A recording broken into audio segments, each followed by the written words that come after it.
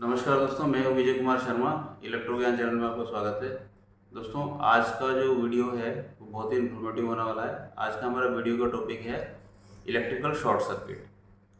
तो कई बार इंटरव्यू में भी हमसे पूछ लिया जाता है कि इलेक्ट्रिकल शॉर्ट सर्किट जो होता है वो क्या होता है, या शॉर्ट सर्किट डेफिनेशन क्या होती है, और यह शॉर्ट सर्किट होता ही क्यों है। तो आज की वीडियो में हम इसी को देखेंगे। तो ज़्यादा समय न लेते आइए हम वीडियो को शुरू करते हैं। तो जैसा कि आज का हमारा टॉपिक है इलेक्ट्रिकल शॉर्ट सर्किट, यानी इलेक्ट्रिकल शॉर्ट सर्किट क्या होता है, ये हमसे कई बार इंटरव्यू में पूछा जाता है, उसकी डेफिनेशन भी पूछी जाती है। तो आज हम इसी को देखेंगे कि इलेक्ट्रिकल शॉर्ट सर्किट आखिर होता क्या है। तो अगर मैं आपको ड्राइंग से समझाऊं तो यहाँ एक लोड कनेक्ट है, यहाँ हमने इसको फेस दिया हुआ है और यहाँ से हमने न्यूट्रल कनेक्ट किया हुआ है। तो ये सर्किट फेस से शुरू होकर इस लोड से गुजरते हुए वापस न्यूट्रल तक आ रहा, तो ये सर्किट एक पूरा हो गया।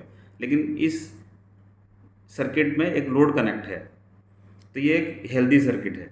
लेकिन अब अगर मैं इस फेस को और इस न्यूट्रल को यहाँ से एक वायर के थ्रू आपस में कनेक्ट कर दूँ, या किसी वजह से ये दोनों आपस में टच हो जाएं, तो अब जो सर्किट पूरा होगा वो यहाँ से पूरा होगा, जो कि एक लो रेजिस्टेंस पाथ होगा। तो इसी को हम शॉर्ट सर्किट कहते हैं।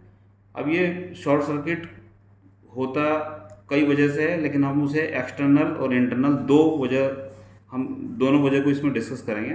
तो सबसे पहले हम बात करते हैं इंटरनल जो होता है सर्किट होता क्या है। मान लीजिए कोई एक मोटर है और वो कनेक्ट है, सप्लाई से कनेक्ट है। अब ये मोटर हो सकता है कि 10 12 साल 15 साल कंटिन्यू चल रही है मोटर, हमने इसको कनेक्ट किया हुआ है। तो इसके अंदर जो वाइंडिंग है, वाइंडिंग पे एक इंसुलेशन की लेयर होती है।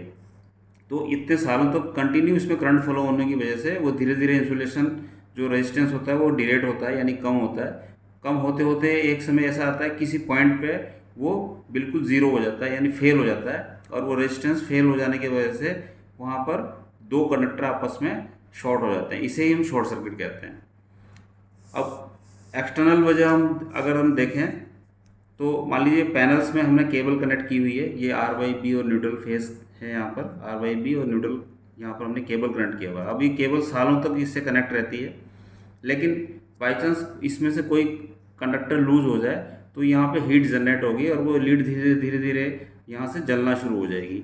और इसी तरह से जलते जलते जलते, और जब ये यहाँ पर कनेक्ट होगी, यहाँ पर दोनों इंसुलेशन जो आपस में बिल्कुल चिपके हुए रहते हैं, तो ये क्या है, दूसरी लीड की इंसुलेशन को भी डैमेज कर देगी। और नतीजा हमें क्या होगा, यहाँ पर हमें एक शॉर्ट सर्किट क्रिएट होगा और ये आर और वाई फेज दोनों यहाँ पर शॉर्ट हो जाएंगे, इसे हम शॉर्ट सर्किट कहते हैं। तो ये हो गई इंटरनल वजह। अब बात करते हैं एक्सटर्नल की। तो एक्सटर्नल में क्या होता है, मान लीजिए इंडस्ट्री में हम कई जगह अंडरग्राउंड केबल लगी होती है। जैसे मान लीजिए यहाँ से कोई अंडरग्राउंड केबल जा रही है और यहाँ पर हमें कोई प्रोजेक्ट की वजह से हमें कोई खुदाई का काम चल रहा है या खुदाई करने वाले हैं, तो उस मशीन के द्वारा जिससे हम खुदाई करते हैं उससे इसका इंसुलेशन डैमेज हो जाता है केबल का। अब वो केबल का इंसुलेशन डैमेज होने की वजह से वहाँ पर एक शॉर्ट सर्किट क्रिएट हो जाएगा, यानी ज़्यादा चांस होंगे कि कोई दो फेज़ या फेज़ और न्यूट्रल आपस में शॉर्ट हो जाएं, इसे ही हम शॉर्ट सर्किट कहते हैं। और ये एक्सटर्नल वजह होती है। साथ ही कई बार देखा होगा कि मान लीजिए जैसे ओवरहेड लाइन के पोल होते हैं, जैसे मान लीजिए ये लाइन, ये वायर जा रहे हैं ओवरहेड लाइन पे, और साथ ही कोई अगर यहाँ पे ये पेड़ है, तो इसकी कोई डाली टूट कर अगर इन वायर पे गिर जाती है, और गिरने की वजह से आंधी तूफान में कई बार ऐसा हो जाता है, तो वहाँ पर ये दोनों कंडक्टर जो आपस में टच हो जाते हैं, टच होने की वजह से वहाँ पर एक शॉर्ट सर्किट क्रिएट होता है। तो ये कुछ वजह होती हैं जो कि एक्सटर्नल वजह होती है, जिसकी वजह से शॉर्ट सर्किट होता है। तो अगर इंटरव्यू में कोई आपसे पूछे कि शॉर्ट सर्किट क्या होता है या शॉर्ट सर्किट डेफिनेशन क्या है, तो अगर सिंपल वे में अगर हम एक लाइन में बात करें तो हम ये कह सकते हैं कि ऐसा सर्किट जिसमें बहुत लो रेजिस्टेंस हो उसे शॉर्ट सर्किट कहते हैं। या फिर आप इस तरह से भी बोल सकते हैं कि ऐसा सर्किट जिसमें केवल वायर का ही रेजिस्टेंस हो, कोई लोड कनेक्ट ना हो, उसे हम शॉर्ट सर्किट कहते हैं। तो दोस्तों, जैसा कि आपने देखा, शॉर्ट सर्किट बड़ा आसान सा शब्द होता है, और लेकिन जब हमें अचानक इंटरव्यू में पूछ लिया जाता है तो हम सीधी तरह से आसानी से जवाब नहीं दे पाते, हम सोचने लग जाते हैं कि क्या इसका सही जवाब होना चाहिए।